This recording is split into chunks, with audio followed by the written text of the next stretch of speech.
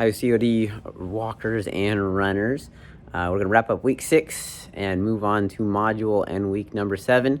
A couple things we've been working on has been increasing the amount of times that you're out walking or running, and then also designating one of those times as your long walk or run. So I encourage you to keep, listen to your body, and as you can increase the amount of days that you're going out for a walk or a run, do so as long as you feel, good doing so.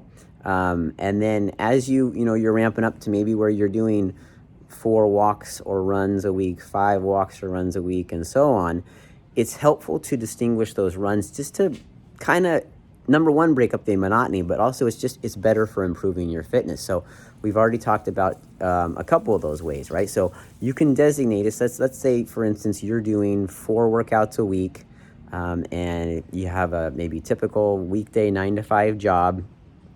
So most of your free time is, Saturday, let's say.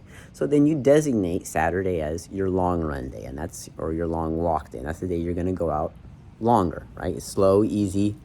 We say LSD, long, slow distance. That's the day you do that, okay? Well, then opposite that, because you want to give your body time to recover, so maybe like a Wednesday, you designate for your speed or your higher intensity day. And we've already covered some of that, right? We've talked about like the fartlek workout, which is kind of an unstructured speed play. But you could also do a far more structured workout where you're going to a track and running intervals with higher intensity. So that's just a way to increase your running volume, but also vary your workouts, like I said. So there's less monotony, but also you're getting improved fitness. And then so the other 2 days out of those 4 days that you're running would be recovery days, right? Days where you're running at a lower intensity, shorter distance, shorter time on your feet. The other thing we looked at recently was the variance between the recommendations for intensity in workouts, right? So from the Egyptian article to the faster is not always better. I tend to, especially as I've gotten older, have found that I do better at the faster is not always better, right? I find that if I work out too intensely or too intensely too often, I ends up with some type of overuse injury.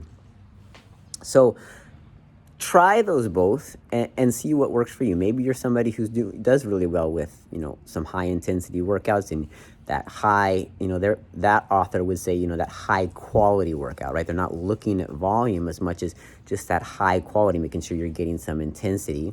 Whereas the author of the faster is not always better, encourage you to be at that 80%, right?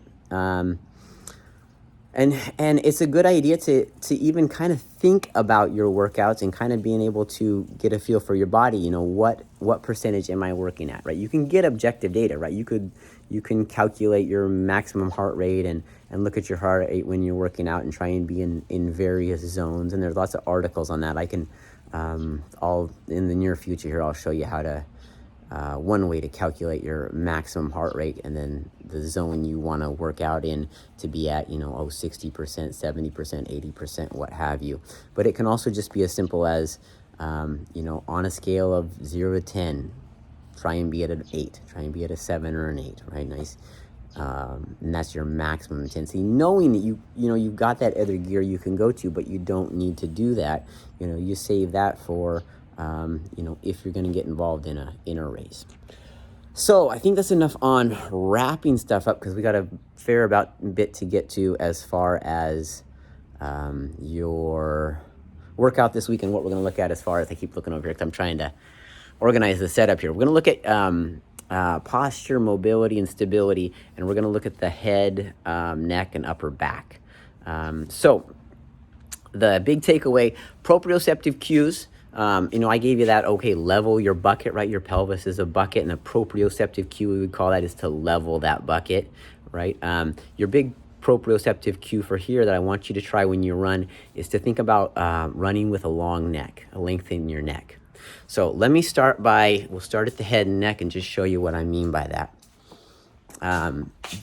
As a physical therapist, when I work with, patients, and then we're dealing with head and neck, many times you're looking at what we call the forward head posture. You think, why would we have a forward head posture? But if you see the position, I think you'll see why. So let me get this set up so you can see my doorway in the garage. Okay, right, so if I stand against a wall, I should be able to comfortably stand in this position, right? My head sitting right above my shoulders. But I think what you'll find is that might be uncomfortable for you, or you might find that your self-selected posture of your head and neck is more along the lines of here, right? So it's where your head sits a little forward. You can see that I'm flexing, my low neck is going forward, and then here what we call my capital extensors are tilting me back this way. And we end up in that position because just, our routines, a lot of times we're driving, right? And so you're kind of forward, you're watching TV, you're on your computer, and you've got that forward head posture. So again, if you go into this position, a lot of you might find some tightness.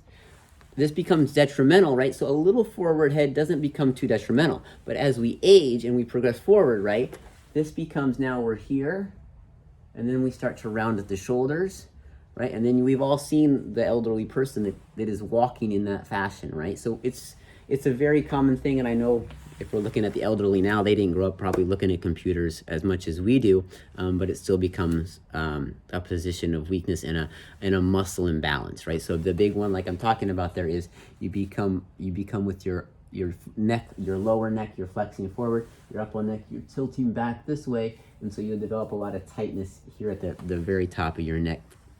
So let me quickly show you how to stretch that.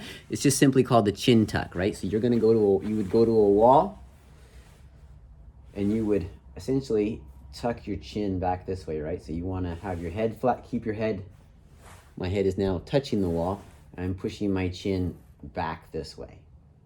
Okay? It's the same type of thing we've been doing with the stretch. You're gonna hold it for 30 seconds and a good stretch. Again, a lot of us probably don't need to stretch into that right now, but we need to hold that posture throughout the day, and even when we run, right? Because when we run, you will see a lot of people that start rounding their shoulders and then going into that forward head posture. But if you think about just lengthening your neck, you will find that gets you out of that position. Okay, so that's our kind of just our postural cue, is lengthening the neck. A couple exercises you can do, as long as we're at the doorway. Great stretch for your upper back is simply a doorway stretch. Just like it sounds, you're in a doorway. All I'm gonna do is having my shoulders elevated 90 degrees, right, on the side of the door, and I'm gonna step into that door, again, holding for 30 seconds. Step through the door, keeping your elbows on the outside, and just stretch into this fashion. You can be aware of your posture of your head and your neck when you're here. You can change the elevation of your arms to stretch various muscles, but what you're doing is you're stretching out your chest, okay? Because again, as we start to round our shoulders, our chest gets tight, the muscles in our back get lengthened and weak, and we become into this forward flexed posture. When I ran in college, my coach never had me work on chest, right? He said, because we don't need to be really strong in that position, and we kind of default to that posture. We did absolutely work on the postural muscles of like your back and your shoulders, getting yourself up here in this position. I'll show you a couple of those right now, right? So it's that doorway stretch. You can do it with both hands. If you just have a wall, you can even do it with one hand, and you're just stretching out the front of your chest, or just stretching your chest muscles. So there's our stretch for the upper back. A good strengthening exercise is, and I'm gonna have you looking at not my car, table here, right? You can do this on the corner of a bed. That's where we have patients do it at home. They come into the clinic and they might do it on something like this, but when they go home for part of the home program, they're doing it on the bed. It's called TYI. TYI. You're gonna make that shape with your back or with your arms. So you're gonna be laying here, okay? So that your chest is coming off your bed or your table, whatever you're on. And I'm gonna, again, I keep my head looking straight down at the floor, relatively straight as I can. And I bring my arms out into a T. Hold for a few seconds. Put my hands down. I'm gonna bring my hands into a Y. hold for a few seconds, come back down, and I'm going to bring my hands into an I. Okay? Come back down. And you're going to cycle through that. You know, if you can go through the cycle of TYI 10 times, I think you'll feel a little fatigue in your upper back, right? And so that's bringing you, again, that's getting you out of that rounded shoulder posture and up, back, and tall like this, which is how we want to stand, walk, and run. All right, so if we're looking at strengthening our back, I mean, many of you probably know just general back exercises, but you can go to a park, right? Because gyms are largely not open. Do some pull-ups. You can get a rubber band such as I have here, right? Find something to hook it on. Pretty good, right? And then I'm just doing a simple row, right? So I'm here, I've got the good posture, if I can show you. I've got the good posture with my head and my neck, and I'm just simply rowing in this fashion, right? Okay, so I'm working on my back. Any exercises that are working on your back are going to help with your running form. And then also your shoulders. So something as simple as an upright row. I have now detached this. I'm standing on the lower loop. And I'm just here, and we call it an upright row. I can do it with a rubber band, but this is working on my shoulders, on my deltoids. I could do it with some type of free weight, right? So if I had either a dumbbell or a barbell, and I'm upright rowing.